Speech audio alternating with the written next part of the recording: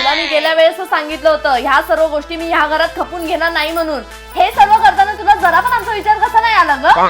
लोक काय बोलतील, तू कॉलेजला हे सर्व करायला जातेस का? उद्यापासून तुझं कॉलेजच बंद. एवढीच जर लग्नाची घाई आहे तर एकदाच लग्न तरी करून टाक, आम्ही पण मोकळे त्याच्यातून. अच्छा, मला आता कळलं. पप्पा एवढे मुलांचे फोटो दाखवत होती त्यांना तू सगळ्यांना नाही का बोलत होतीस ते. तुझं हे सगळं चालू होतं ना म्हणून. मीच वेडी, माझ्या काही लक्षात नाही आलं.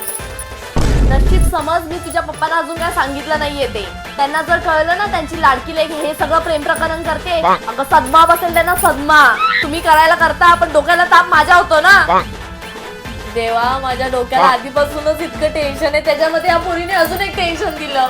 लोकांना काय म्हणून तोंड दाखवू मी? अगं मम्मी, गप तू, काही बोलू नको, गप तू. माझं दुःख तुला नाही कळणार. बरं मला सांग, तुमच्या दोघांमध्ये असं काही झालं नाहीये ना?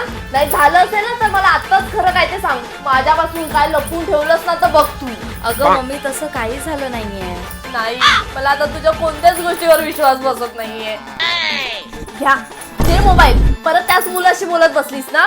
आधी त्या मुलाला ब्लॉक करायचा. मला काय माहिती नाही, त्या मुलाला ब्लॉक करायचं. अगं मम्मी, तू उगाच ओव्हर रिॲक्ट करते. मी ओव्हर रिएक्ट करते. हे मोबाईल आणि तुला वाटतंय ना ते कर. काही जर झालं ना तर माझ्याकडे ये तू फक्त, मग तुला दाखवते.